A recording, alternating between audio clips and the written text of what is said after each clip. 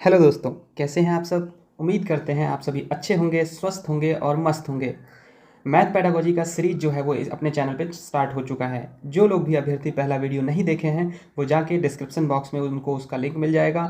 आप लोग description box में जाके उस वीडियो को देख लीजिए, क्योंकि जो भी मैथ पेडागोजी से रिलेटेड आप लोगों को प्रॉब्लम्स होंगी वो सारी प्रॉब्लम्स उन वीडियो से आप इन सभी वीडियो से आपका जो है वो क्लियर हो जाएगा। तो आप सभी से ये अनुरोध है कि वीडियो को पूरा देखिएगा आप, और तो क्या होगा कि आप लोगों को एक कॉन्सेप्ट बिल्डअप होगा और अच्छा कॉन्सेप्ट बिल्डअप होगा। और गणित पेडागोजी जो होता है, गणित शिक्षण शास्त्र जो होता है, वो कहीं ना कहीं एक कॉन्सेप्चुअल बेस्ड क्वेश्चन इसमें पूछा जाता है। तो इसीलिए आप सभी से अनुरोध है कि वीडियो को देखिएगा। और अगर आप चैनल पर नए हैं तो सबसे पहले आप लोग चैनल को सब्सक्राइब कर लीजिएगा, और वीडियो को अगर अच्छा लगे तो लाइक कर दीजिएगा और शेयर कर दीजिएगा। जो भी अभ्यर्थी जिनको इस चीज़ का ज़रूरत है उन सभी तक ये वीडियो जो है वो आप लोग पहुंचा दीजिएगा। तो चलिए हम लोग स्टार्ट करते हैं पहले प्रश्न से। पहला प्रश्न क्या कह रहा है कि गणित शिक्षण अधिगम के संदर्भ में निम्नलिखित में से कौन सी प्रक्रिया वांछनीय है। तो इसमें क्या कह रहा है कि जो हम लोग गणित शिक्षण अधिगम करते हैं, पढ़ते हैं, उस टाइम में कौन कौन सी चीज़ें जो है वो होती है। तो चलिए हम लोग पहले ऑप्शंस के साथ चलते हैं। ऑप्शन क्या कह रहा है कि भ्रांति को रोकने के लिए मुक्त उत्तर वाले यानी कि ओपन एंडेड प्रश्न से बचना चाहिए। तो ये तो बिल्कुल गलत ऑप्शन है, क्योंकि हम लोग अगर किसी भी मुक्त उत्तर वाले आंसर नहीं प्रश्न से हम अगर बचेंगे तो बच्चे का कॉन्सेप्ट जो है वो बिल्डअप नहीं होगा। तो इसीलिए ये ऑप्शन हमारा गलत हो जाएगा। संकल्पनाओं की अंतर्दर्शी समझ को प्रोत्साहित करना चाहिए। तो ये कहीं ना कहीं सही लग रहा है कि संकल्पनाओं के अंतर्दर्शी समझ को प्रोत्साहित करने यानी कि intuitive understanding of concept should be encouraged. तो उनके जो मन में जो भी विचार आए हैं उसको हम लोग क्या करेंगे, एक्साइट करेंगे, उनको प्रोत्साहित करेंगे, इनकरेज करेंगे। उसके बाद क्या है, खुली पुस्तक से बचना चाहिए। तो खुली पुस्तक से बचने की बात तक जहाँ तक रही तो वो हम लोग ये नहीं कह सकते हैं। उसके बाद विद्यार्थियों को ये बताना चाहिए कि प्रश्नों को हल करने के लिए निर्धारित कदमों का अनुकरण करें। तो देखिए, अगर हम उसको प्रोहिबिटेड कर देंगे बच्चों को तो वो कहीं ना कहीं कॉन्सेप्ट उनका बिल्डअप नहीं होगा। इसीलिए बच्चों को जितना हो सके स्वतंत्र छोड़ना सही रहता है। तो उससे क्या हो जाता है कि बच्चे का कॉन्सेप्ट जो है वो अच्छे से बिल्डअप हो जाता है। तो इसका ऑप्शन कौन सा हो जाएगा, दूसरा सही हो जाएगा। नेक्स्ट क्वेश्चन अब हम लोग देखते हैं कि क्या कह रहा है। देखते हैं कि अगला जो प्रश्न है वो कह रहा है कि गणित के कक्षा कक्ष में अध्यापक ने निम्नलिखित कुछ प्रश्न प्रस्तुत किए। अब देखिए, इसमें क्या है कि ये कह रहा है कि जो टीचर है वो बहुत सारे टाइप के क्वेश्चन पूछे। उसमें कुछ क्वेश्चन जो होगा वो क्लोज एंडेड होगा यानी कि बंद सिरे वाला होगा, उसके ज़्यादा ऑप्शंस नहीं होंगे, उसको ज़्यादा वैरायटी नहीं होंगे उस क्वेश्चन में। और कुछ प्रश्न ऐसे पूछे होंगे कि जिसमें बहुत सारे वैरायटीज़ होंगे, बहुत सारे ओपन एंडेड जो है वो क्वेश्चन होंगे। तो इस तरह के प्रश्नों को बच्चों को पूछा जाता है, क्योंकि क्या होता है ना, जो अगर हम ओपन एंडेड क्वेश्चन पूछते हैं तो बच्चा उसमें अपना थॉट जो है वो लगाता है, जो हाँ क्या कैसे है कि नहीं है। तो उससे रिलेटेड हम लोग ये प्रश्न है। अब देखते हैं कि इस प्रश्न में क्या कह रहा है कि उस आयत का क्या क्षेत्रफल है जिसकी एक भुजा 5 सेंटीमीटर और परिमाप जो है वो 30 सेंटीमीटर है। तो देखिए, इसमें ये कहीं ना कहीं इसमें क्या दिया हुआ है, आपको परिमाप भी दिया हुआ है और भुजा भी दिया हुआ है। तो हम इसका एरिया आसानी से प्राप्त कर सकते हैं। तो इसका एरिया जो निकलेगा वो कहीं ना कहीं एक ही एरिया निकलेगा। तो ये क्या हो गया, क्लोज एंडेड हो गया क्वेश्चन, ठीक है, क्योंकि इसका बहुत सारे आंसर्स जो है वो नहीं होंगे। तो इसीलिए इसका पहला ऑप्शन सही हो जाएगा। ऑप्शन देखते हैं क्या है कि बी। तो ये क्या हो गया, इसमें क्या कह रहा है कि उन संख्याओं का समुच्चय ज्ञात कीजिए जिनका माध्यक 4 है। तो देखिए, अब इसमें क्या कह रहा है कि हमको ये पूछा जा रहा है कि उन संख्याओं का समुच्चय ज्ञात कीजिए जिनका माध्यक 5 है। तो ये बहुत सारे हो सकते हैं जिनका माध्यक जो है वो 4 होगा, जिनका माध्यक जो है वो 4 होगा, ये बहुत सारे हो सकते हैं। तो इसके ये क्या हो जाएगा, ओपन एंडेड हो जाएगा। ये क्या हो जाएगा, क्लोज एंडेड हो जाएगा, ठीक है। तो ये ओपन एंडेड हो गया, ये क्लोज एंडेड हो गया। नेक्स्ट ऑप्शन देखते हैं कि 0 से 8 के मध्य सभी अभाज्य संख्याओं की सूची बनाइए। तो ये तो कहीं ना कहीं फिक्स हो गया। आंसर एक होने से मतलब नहीं है, आंसर का तरीका देने का जो होगा वो एक ही हो, ये हमारा इस क्वेश्चन के हिसाब से कह रहा है। तो क्या कह रहा है कि 0 से 8 तक जो अभाज्य संख्या होंगी वो तो फिक्स होगा, क्योंकि वो चेंज तो नहीं हो सकता है। जैसे 2 अभाज्य संख्या है, 3 अभाज्य संख्या है, ठीक है, 5 अभाज्य संख्या है, तो ये सारे तो फिक्स्ड होंगे ना, तो ये तो चेंज नहीं हो सकता है। तो इसीलिए ये भी क्या हो जाएगा, हमारा क्लोज एंडेड हो जाएगा, ठीक है। तो हमारा ये भी क्या हो गया, तीसरा ऑप्शन यानी कि सी भी क्या हो गया, क्लोज एंडेड हो गया। तो इसको हम लोग सी से लिख देते हैं क्लोज एंडेड, इसको हम लोग ओ से लिख देते हैं ओपन एंडेड, इसको सी से लिख देते हैं क्लोज एंडेड। नेक्स्ट ऑप्शन देखते हैं कि आयतों के बारे में जो भी गणितीय जानकारी है मुझे बताइए। तो देखिए अब ये कहीं ना कहीं कॉन्सेप्ट वाला क्वेश्चन है, इसमें क्या हो गया, ओपन एंडेड ये हो जाएगा।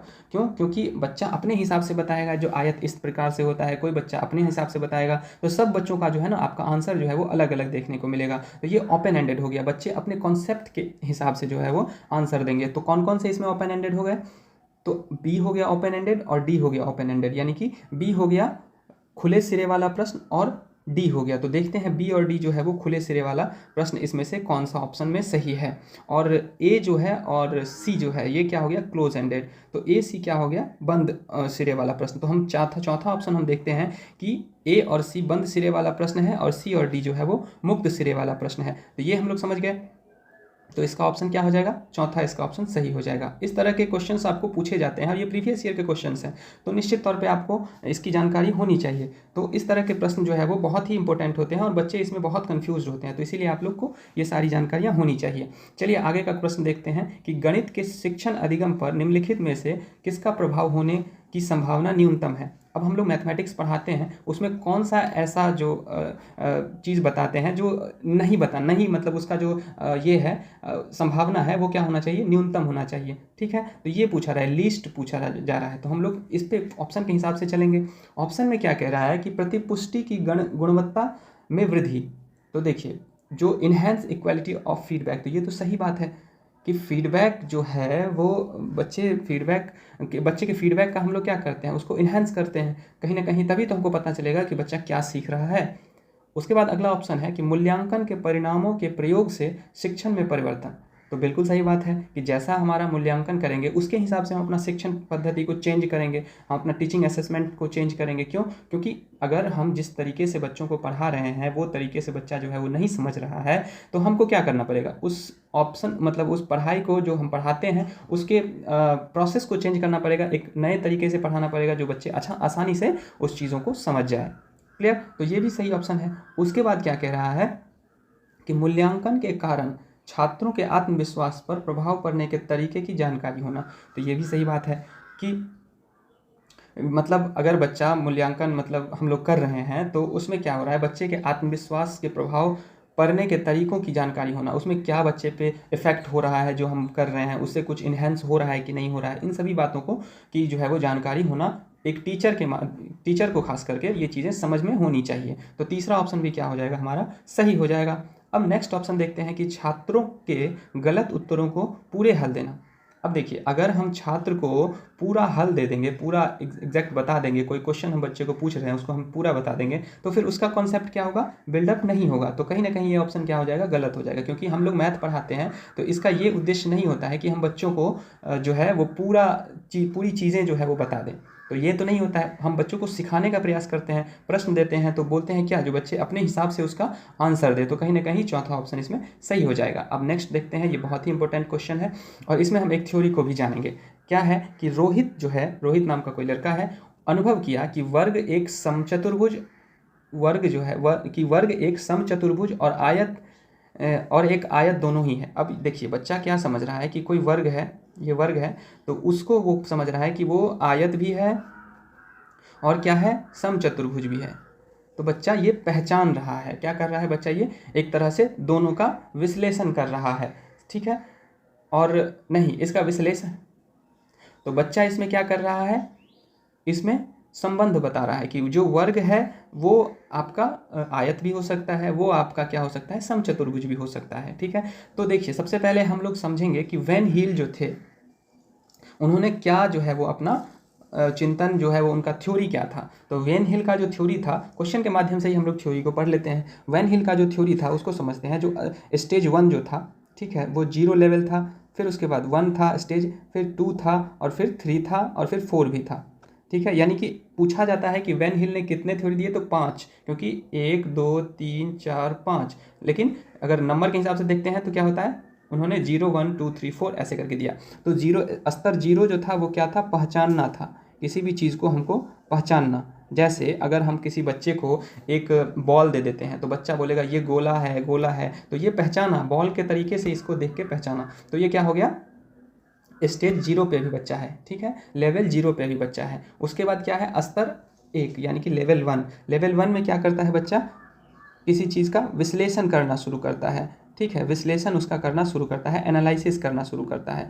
फिर स्टेज 2 जो है यानी कि लेवल 2 जो है वो फिर क्या करता है, संबंध बनाता है। संबंध यानी कि वो रिलेट करेगा दूसरे ऑब्जेक्ट से तीसरे ऑब्जेक्ट को रिलेट करेगा, वो एक दूसरे से रिलेट करता रहेगा, तो वो संबंध बना रहा है। तो वो क्या हो गया, स्तर 2 हो गया, यानी कि लेवल 2 हो गया। उसके बाद लेवल 3 जो होता है वो डिडक्शन होता है, जिसमें बच्चा जो है वो रूल के तरीके से क्वेश्चंस को सॉल्व करना सीख जाता है। तो ये क्या हो गया हमारा, जिसे हम लोग क्या कहते हैं, निगमन, जो कि हमने पिछले वीडियो में आपको निगमन आगमन इस सब पे जो है वो आपको बता दिए हैं चीज़ें। तो आप लोग अगर इसमें कन्फ्यूजन हो रहा है आगमन निगमन में, तो आप लोग जाके पिछले वीडियो को देख लीजिए, आपको सारी कॉन्सेप्ट जो है वो क्लियर हो जाएंगी। ठीक है, तो इसमें रूल बच्चा सीखता है स्तर 3 में। तो स्तर 4 में क्या हो जाता है कि वो परिपक्व हो जाता है और सारी चीज़ें की जानकारी उसको हो जाती है। एक तरह से वो थ्योरी सब भी अपना बनाने लगता है। तो ये स्तर 4 हो जाता है। ठीक है, अब हम लोग नेक्स्ट क्वेश्चन देखते हैं। ये तो यहाँ तक समझ गए हम लोग। अब हम लोग नेक्स्ट क्वेश्चन देखते हैं कि क्या कह रहा है। 46 नंबर क्वेश्चन है। इसमें क्या कह रहा है कि किन्हीं दो पूर्ण संख्याओं का योग एक पूर्ण संख्या होता है। ठीक है, पूर्ण संख्याओं के इस गुण को इस प्रकार उल्लेखित किया जाता है। मतलब अब इसमें 4 ऑप्शन है। अब इस चारों ऑप्शन से हम लोग चलेंगे कि कौन सा इसमें सही हो जाएगा।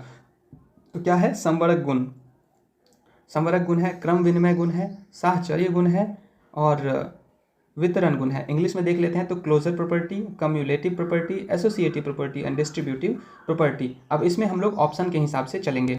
तो इसका आंसर क्या हो जाएगा, आप लोग बताइए।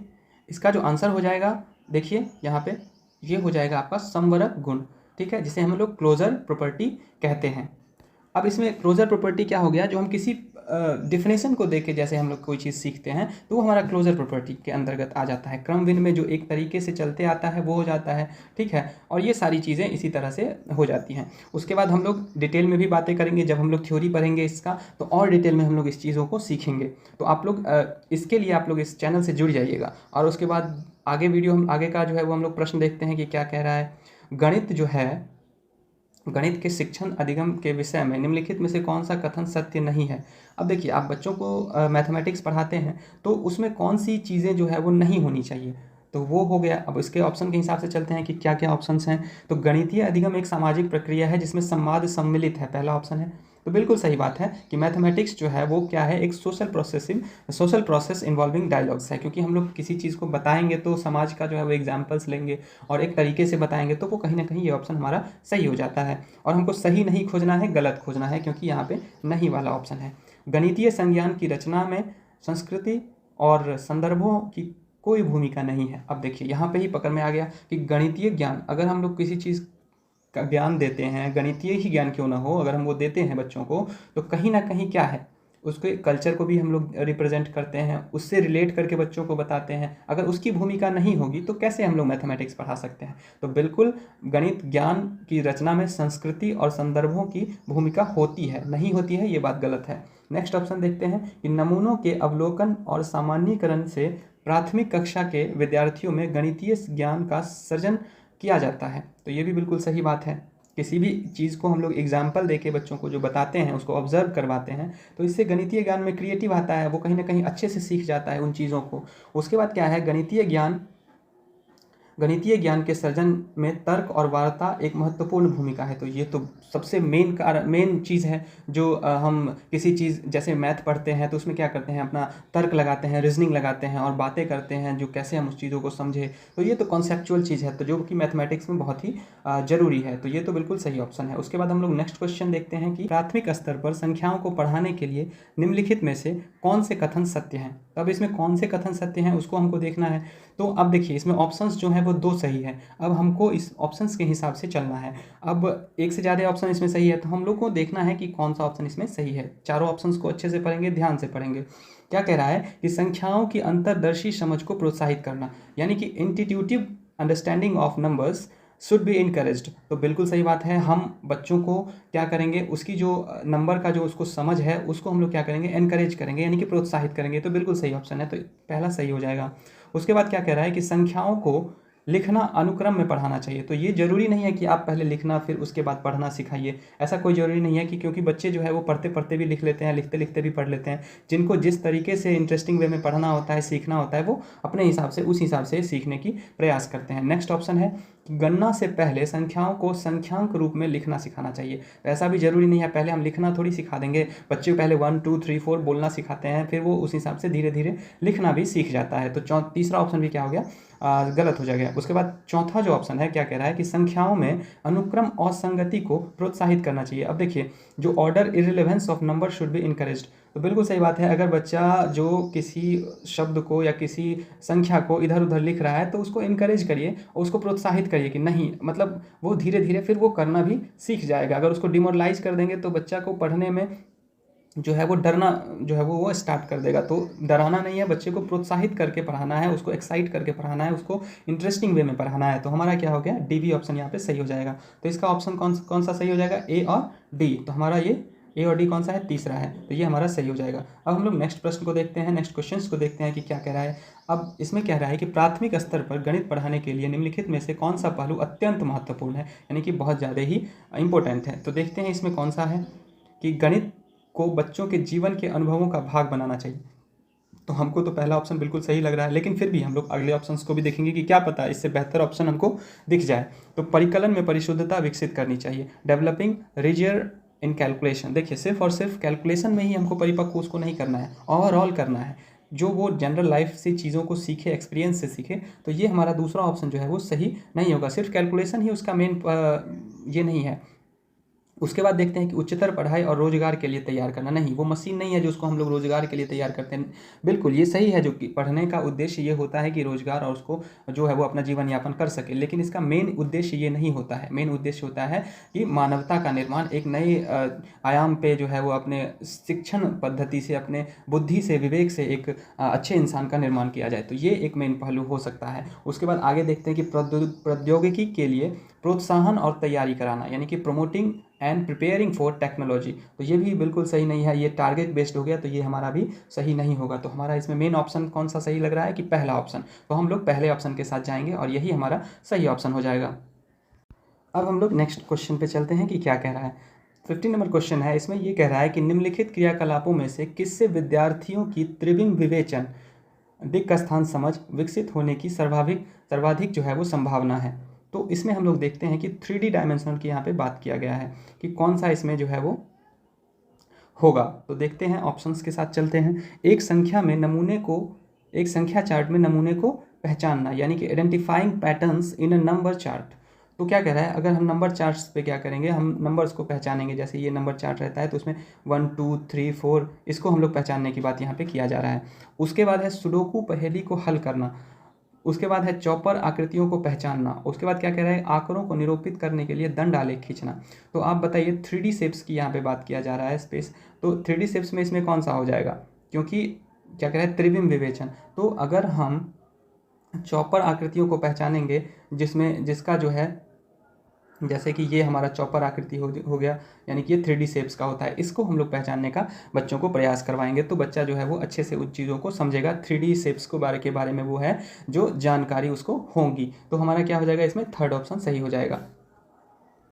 अब हम लोग नेक्स्ट क्वेश्चन पे चलते हैं कि क्या कह रहा है नेक्स्ट क्वेश्चन है कि बच्चे के भिन्न की संकल्पना पढ़ाने के लिए निम्नलिखित में से क्या अत्यंत उपयुक्त है। बच्चे को हम लोगों को क्या है, उसको हम लोगों को भिन्न पढ़ाना है, ठीक है। तो उसके लिए हम लोगों को कौन सा जो है वो वे अच्छा होगा फ्रैक्शन पढ़ाने के लिए, जो बच्चा अच्छे से उन चीज़ों को समझ जाए।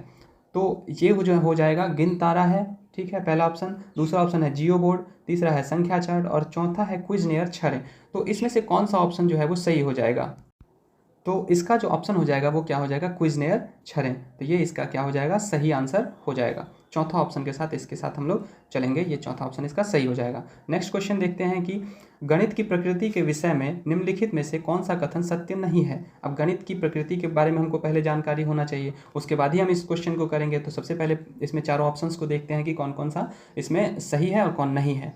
तो गणित ज्ञान की संरचना में तर्क कौशल महत्वपूर्ण है। तो ये तो बिल्कुल सही बात है, हम लोग पीछे भी इस तरह का क्वेश्चंस को देखे हैं।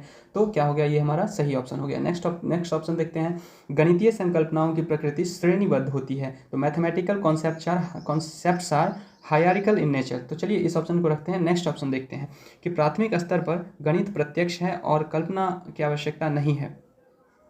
तो ये हमको कहीं ना कहीं जो है वो गलत लग रहा है। और अगला ऑप्शन भी देखते हैं कि गणित में विचारों के सही संचारण के लिए विशेष शब्दावली का प्रयोग होता है। तो ये तो बिल्कुल सही है, क्योंकि हम लोग पढ़ते हैं मैथ में प्लस माइनस ये सारी चीज़ें जो सब स्पेशल है ना, मल्टीप्लाई, ये सारी चीज़ें स्पेशल है, तो ये इसकी बात की जा रही है, तो ये तो सही है। उसके बाद अब इन दोनों ऑप्शन में हम लोगों को कन्फ्यूज़न हो सकता है, तो कन्फ्यूज़ नहीं होना है। हम आपको कॉन्सेप्ट जो है वो आपका क्लियर कर देते हैं कि गणितीय संकल्पनाओं की प्रकृति श्रेणीबद्ध होती है। ये तो बिल्कुल सही है, क्योंकि हम पहले प्लस सीखते हैं, फिर माइनस सीखते हैं, तो एक तरीके से सीखते हैं, फिर मल्टीप्लाई सीखते हैं। अगर हम पहले मल्टीप्लाई नहीं सीख सकते हैं जब तक हमको प्लस नहीं आएगा, यानी कि ऐड नहीं आएगा, ठीक है। तो इसीलिए ये जो है वो सही ऑप्शन है। तो हमारा गलत कौन सा हो जाएगा? तीसरा ऑप्शन हमारा गलत हो जाएगा, ठीक है। तो यही मेरा सही हो जाएगा, क्योंकि गलत ही यहाँ पे पूछा गया है। अब हम लोग नेक्स्ट क्वेश्चन को देखते हैं कि नेक्स्ट क्वेश्चन क्या कह रहा है। नेक्स्ट क्वेश्चन है, निम्नलिखित में से कथनों में से किसमें संख्या 3 का प्रयोग क्रमसूचक भाव में हुआ है, यानी कि in which of the following statement numbers 3 is used in ordinal sense. Ordinal sense में कौन सा इसमें सही हो जाएगा? तो चलिए हम लोग देखते हैं कि इसमें कौन सा ऑप्शन सही है। तो पहला ऑप्शन हम देखते हैं कि पहला ऑप्शन क्या कह रहा है कि मैं इस इमारत की तीसरी मंजिल पर रहता हूँ, ठीक है। कोई व्यक्ति है जो पहला है, दूसरा है और तीसरा है, यानी कि इस मंजिल पे वो रह रहा है। दूसरा है इस घर में 3 कमरे हैं, तो कोई घर है, ये घर है, इसमें आपका जो है वो 3 कमरे हैं, तो ये हो गया। और तीसरा क्या कह रहा है कि प्रत्येक समूह में 3 टीम के सदस्य हैं। और चौथा कह रहा है कि इस डिब्बे में 3 पेंसिल के कई समूह हैं, 3 पेंसिल के कई समूह हैं। तो हमको क्या कह रहा है कि क्रम सूचक भाव में, सब देखिए ऑप्शन से आप कंफ्यूज हो सकते हैं, लेकिन क्रम सूचक, तो क्रम सूचक क्या हो जाएगा, यानी कि ऑर्डिनल सेंस क्या हो जाएगा, 1, यानी कि 1 2 3, तो पहला, दूसरा, तीसरा, पहली मंजिल, दूसरी मंजिल, तीसरी मंजिल, तभी हम तीसरी मंजिल पर जाएंगे। लेकिन अगर घर रहता है नीचे में 3, तो हम पहले किस पे भी जा सकते हैं, किसी पे भी जा सकते हैं। तो यही यहाँ पे कह रहा है कि एक क्रम में होना चाहिए। तो हम लोग अगर बिल्डिंग को देखते हैं, किसी बिल्डिंग को देखते हैं, किसी मंजिल को देखते हैं, तो क्या बोलते हैं, ये फर्स्ट फ्लोर है, सेकंड फ्लोर है, थर्ड फ्लोर है, तो उस हिसाब से एक क्रम में जाते हैं। तो इसीलिए इसका क्या हो जाएगा, पहला ऑप्शन सही हो जाएगा। अब हम लोग नेक्स्ट प्रश्न देखते हैं कि क्या कह रहा है। आप सबों को उम्मीद करते हैं कि सेशन अच्छा लग रहा होगा, और अगर अच्छा लग रहा होगा तो वीडियो को लाइक कर दीजिएगा और चैनल को सब्सक्राइब कर लीजिएगा, क्योंकि ताकि आपको इस तरह के वीडियोस जो है वो मिलते रहे। आगे देखते हैं अगला क्वेश्चन क्या कह रहा है कि 54वां नंबर जो क्वेश्चन है वो कह रहा है कि शुद्ध कथन को पहचानिए। आप 4 ऑप्शन है, इसमें से कौन सा जो है वो सही है। तो देखते हैं, अगर हमको मैथमेटिकल कॉन्सेप्ट होगा तो निश्चित तौर पर इन सभी चीज़ों को हम लोग समझ सकते हैं। देखते हैं, यदि 2 आकृतियों का जो क्षेत्रफल है वो समान है, तो क्या उनका परिमाप जो है वो समान होगा। तो देखिए, इसके लिए क्या होना चाहिए, सबको आयत का क्षेत्रफल और परिमाप की जानकारी होनी चाहिए, जो हम लोग कैसे निकालते हैं, तभी इस क्वेश्चन को हम लोग हल कर सकते हैं, ठीक है। तो हम लोग एक ऑप्शन के साथ चलते हैं और एक एग्जाम्पल सेट करते हैं, उसके बाद इस क्वेश्चन को बनाते हैं। तो क्या कह रहा है, यदि 2 आकृतियों का क्षेत्रफल समान हो। अब हम एक आकृति ये लेते हैं, एक आकृति ये लेते हैं, इसका क्या कह रहा है, इसका भी एरिया और इसका एरिया जो है वो बराबर है। तो क्या कह रहा है, इसका परिमाप बराबर होगा। तो देखते हैं परिमाप बराबर होगा कि नहीं। अगर मान के चलिए इसका जो है वो 2 है और ये जो है वो 4 है, ठीक है, लेंथ 2 है, ब्रेथ 4 है, तो देखते हैं कि क्या होता है। अब इसमें अगर मान के चलते हैं 4 दूनी 8 हो गया, नहीं तो हम ऐसे करते हैं, इसको 6 मान लेते हैं, ठीक है, 6 दूनी 12 हो गया, क्योंकि इसका एरिया हमको सेम करवाना है, इसलिए हम बोल रहे हैं। तो ये क्या हो जाएगा, 12 इसका एरिया हो जाएगा, 12 सेंटीमीटर स्क्वायर। अब हम 12 ही करेंगे तो 3 और 4 इसको ले लेते हैं, एरिया तो बराबर हो गया ना दोनों का, 4 या 12, एरिया तो बराबर हो गया, इसका 12 सेंटीमीटर स्क्वायर, इसका 12 सेंटीमीटर स्क्वायर। अब पूछेंगे हम, अगर इसका पेरीमीटर यानी कि परिमाप समान होगा कि नहीं होगा। तो पेरीमीटर का क्या रूल होता है, 2 × L+B, यानी कि 2 गुने लंबाई जोड़ चौड़ाई। तो इसका क्या हो जाएगा, 2 गुने लंबाई क्या है 2 और चौड़ाई क्या है 6, तो क्या हो जाएगा 6 2 8 दूनी 16 हो गया इसका परिमाप। और इसका परिमाप अगर कैलकुलेट कर लेंगे तो 4 3 7 और 7 दूनी 14, तो ये परिमाप सेम नहीं हुआ। देख रहे हैं आप लोग, इसमें 16 आ रहा है, इसमें 14 आ रहा है, तो कहीं ना कहीं परिमाप जो है वो सेम नहीं देखने को मिल रहा है। तो हमारा क्या हो जाएगा, पहला ऑप्शन क्या हो जाएगा। अब हम लोग नेक्स्ट ऑप्शन को देखते हैं, एग्जाम्पल के सेट थ्रू आप लोगों को समझाने का कोशिश करें। देखिए, इसमें 1 ले लिए, इसका 8 ले लिए लेंथ और ब्रेथ, इसमें 5 और 4 ले लिए लेंथ और ब्रेथ।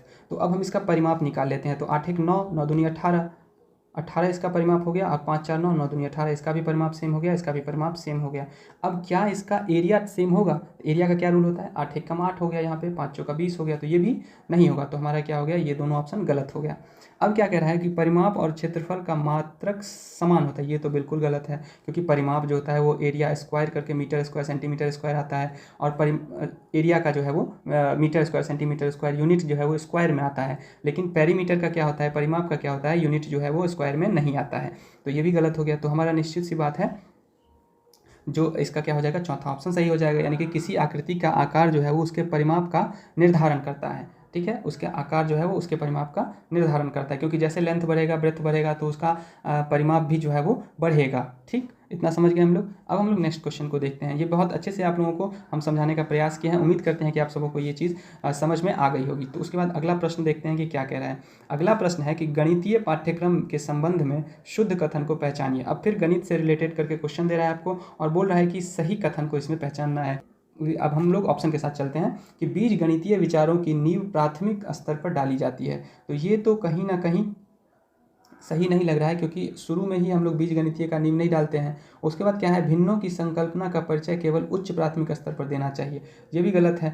उसके बाद क्या है, समझ को बेहतर करने के लिए ऋणात्मक संख्याओं और संकल्पनाओं का परिचय प्राथमिक स्तर पर देना चाहिए, तो ये कहीं ना कहीं सही लग रहा है। उसके बाद क्या कह रहा है कि क्षेत्रफल मापन की संकल्पना का परिचय केवल उच्च प्राथमिक स्तर पर देना चाहिए, तो ये भी गलत लग रहा है। तो हमारा ऑप्शन कौन सा सही लग रहा है कि तीसरा। तो तीसरे के साथ हम लोग चलेंगे। तीसरे के साथ हम लोग क्यों चलेंगे, क्योंकि इसमें क्वेश्चन क्या कह रहा है कि सही को पहचानना। अगर कॉन्सेप्ट, क्योंकि हमको क्या करना है, यहाँ पे कॉन्सेप्ट बिल्डअप की यहाँ पे बात हुई है, तो कहीं ना कहीं पॉजिटिव निगेटिव अगर हम बच्चों को उसमें कन्फ्यूज रहेगा, बच्चा तो नहीं समझ पाएगा जो हम क्या बताना चाह रहे हैं। जोड़ने को घटा देगा, घटाने को जोड़ देगा, इसीलिए इसमें वो ऑप्शन सही हो जाता है। ठीक है, नेक्स्ट क्वेश्चन हम लोग देखते हैं कि 56 नंबर क्या कह रहा है कि प्राथमिक स्तर पर त्रिभुजों की अवधारणा का परिचय देने के लिए मतलब उसके संबंध में शुद्ध कथन को पहचानिए। अब इसमें क्या कह रहा है कि हमको त्रिभुज की अवधारणा बच्चों को बताना है, उसको समझाना है कि त्रिभुज कैसे बनाते हैं, क्या होता है त्रिभुज, उसके बारे में। तो क्या करेंगे, सबसे पहले त्रिभुजों की परिभाषा दे दी जानी चाहिए। अब आप ही बताइए, त्रिभुज का परिभाषा सबसे पहले दे देंगे कि बच्चा अब त्रिभुज को समझ जाएगा। तो अगला ऑप्शन भी देखते हैं, चारों ऑप्शन को पढ़ते हैं अच्छे से, उसके बाद जो अच्छा ऑप्शन लगेगा वही इसका सही आंसर होगा। ठीक है, उसके बाद क्या कह रहा है कि संभ्रांति को बचाने के लिए बच्चों को केवल समबाहु त्रिभुज ही प्रस्तुत कराना चाहिए, तो ये तो बिल्कुल गलत हो जाएगा। ठीक है, क्यों, क्योंकि हम सिर्फ समबाहु त्रिभुज ही नहीं उसको बता रहे हैं, हम लोग को पूरा त्रिभुज उसको बताना है, बच्चों को बताना है, तो इसीलिए ये ऑप्शन जो है वो गलत हो जाएगा। तीसरा ऑप्शन देखते हैं कि बच्चों के समझ विभिन्न प्रकारों के त्रिभुज प्रस्तुत किए जाने चाहिए, परंतु अन्य आकृतियों से दूर रखना चाहिए। अब हमको त्रिभुज समझाना है, तो उनको क्या है, त्रिभुज से का ही सिर्फ दिखाना चाहिए और अन्य आकृतियों से उनको नहीं दिखाना चाहिए। तो ये भी ऑप्शन हमको सही नहीं लग रहा है, क्योंकि अगर हम उसको रिलेट नहीं करेंगे बच्चों को, जो ये त्रिभुज है, ये चतुर्भुज है, ठीक है, तो बच्चा कैसे समझेगा। तो सभी आकृतियों को दिखाते हुए और हमको ट्रायंगल पे ज़्यादा फोकस्ड करना पड़ेगा, तो ये ऑप्शन सही हो सकता है। अगला देखते हैं कि क्या है, बच्चों के समक्ष सभी प्रकार के त्रिभुज व अन्य आकृतियाँ भी प्रस्तुत करना चाहिए। बिल्कुल, ये ऑप्शन कहीं ना कहीं सही है कि बच्चों को समझ बनाने के लिए हमको सारी चीज़ें दिखाना जरूरी होगा, क्योंकि वो देखेगा ना, जो हाँ ये चार इसमें भुजाएं हैं तो ये चतुर्भुज है, त्रिभुज सिर्फ 3 भुजा वाले ही त्रिभुज होते हैं, तो बच्चे को इस तरह का जो है वो कॉन्सेप्ट बिल्डअप होगा, कंफ्यूज नहीं होगा। नहीं तो अगर हम उसको दूर रखेंगे दूसरे आकृति से, तो क्या होगा, बच्चा कभी उसको देखेगा तो उसको समझ में नहीं आएगा।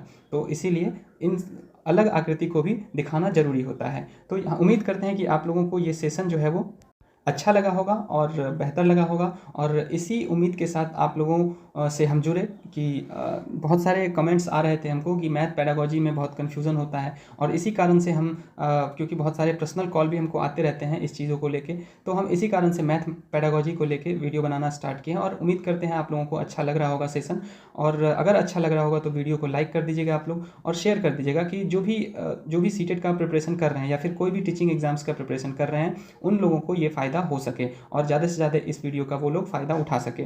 और अगर आप लोग वीडियो पे नए हैं, पहली बार देख रहे हैं, तो वीडियो को लाइक कर दीजिएगा और चैनल को जो है वो सब्सक्राइब कर दीजिएगा। और बहुत बहुत धन्यवाद आप सभी को वीडियो के अंत तक बने रहने के लिए।